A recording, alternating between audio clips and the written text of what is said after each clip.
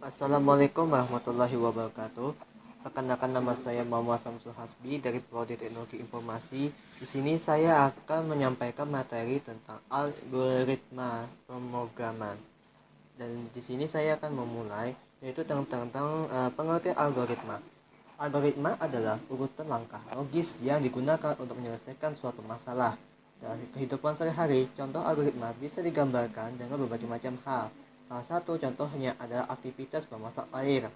Algoritmanya tentu saja berhubungan dengan aktivitas dalam memasak air.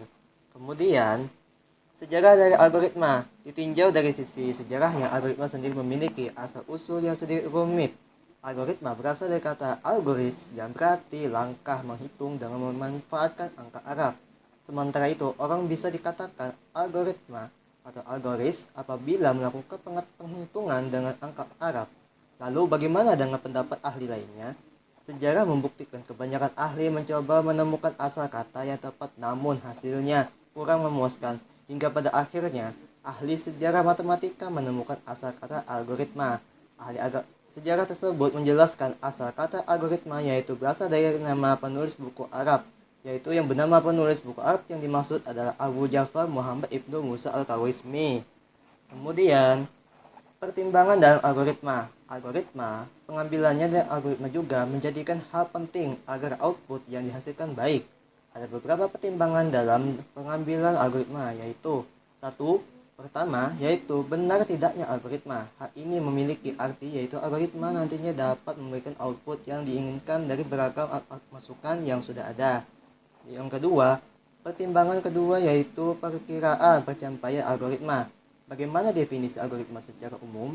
Algoritma adalah langkah yang memiliki pencapaian yang baik. Seberapa baik hasil yang didapat dari algoritma tersebut, maka langkah-langkah tersebut dikatakan berhasil. Untuk mendapatkannya, algoritma memerlukan aproksimasi atau hasil pendekatan. Yang ketiga, pertimbangan yang ketiga yaitu efisiensi dari algoritma itu sendiri. Efisiensi adalah algoritma bisa dilihat dari dua hal, diantaranya efisiensi memori dan waktu. Meski algoritma akan memberikan hasil keluaran yang paling mendekati dari hasil, akan tetapi Anda harus menunggunya. Apabila hasil keluaran lama didapatkan, kemungkinan tetap tidak bisa dipakai. Hal ini mengingat banyak orang yang menginginkan output yang cepat. Lalu kemudian fungsi pengguna algoritma. Pada umumnya digunakan untuk membantu setiap orang yang ingin mengkonversi sebuah permasalahan ke bahasa pemrograman. Dari fungsi ini, algoritma adalah hasil dari pemikiran terkonsep sehingga perintah dan algoritma dapat dilaksanakan oleh komputer lewat bahasa pemrograman. Lalu berikutnya adalah pemrograman. Definisi pemrograman adalah suatu proses atau keinginan penulis atau menguji pemrograman agar program dapat dibuat dan hasilnya sesuai apa yang diinginkan. Kemudian ada bahasa pemrograman untuk programming, misalnya adalah ada Java, ada Python, dan C++, JavaScript, dan PHP. Adapun manfaat belajar algoritma dan pemrograman yaitu meningkatkan kemampuan berpikir secara logis, mengembangkan cara berpikir dengan sistematis, memperkuat analisis ketika memperkuat program. Yang keempat adalah meningkatkan kemampuan dalam mengatasi masalah. Ada hal-hal yang harus diperhatikan dalam pemrograman dan algoritma, yaitu adalah komputer elektronik. Komputer elektronik adalah alat yang dipakai untuk mengolah data menurut prosedur yang telah dirumuskan. Yang kedua, komponen komputer.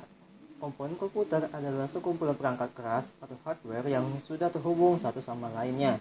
Yang ketiga, algoritma. Seperti yang sudah dijelaskan tadi, algoritma adalah proses atau serangkaian aturan yang harus diikuti dalam perhitungan atau operasi pemecahan masalah lainnya, terutama oleh komputer.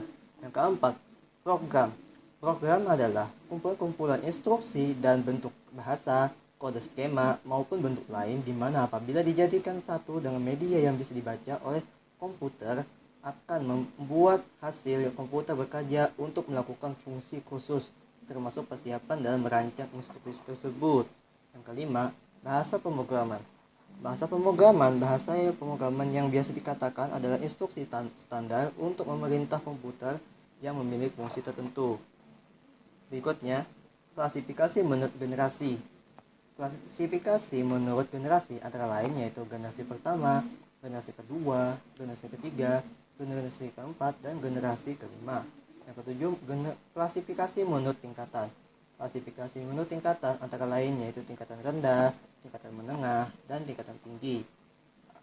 Kemudian paradigma pemrograman. Paradigma pemrograman itu diartikan sebagai cara untuk mengklasifikasi bahasa pemrograman berdasarkan fitur mereka sendiri. Yang keempat, paradigma imperatif. Pemrograman imperatif adalah sebuah paradigma yang menggunakan pernyataan agar mengubah status proses dan program. Yang ke-10, paradigma fungsional. Paradigma fungsional adalah sebuah blok tentang berbagai hal yang berkaitan dengan paradigma pemrograman fungsional atau functional programming di dunia pengembangan software. Berikutnya, paradigma berorientasi objek. Pemrograman oriented object atau Object Oriented Programming atau OOP merupakan paradigma pemrograman yang berorientasikan kepada objek. Yang berikutnya adalah flowchart.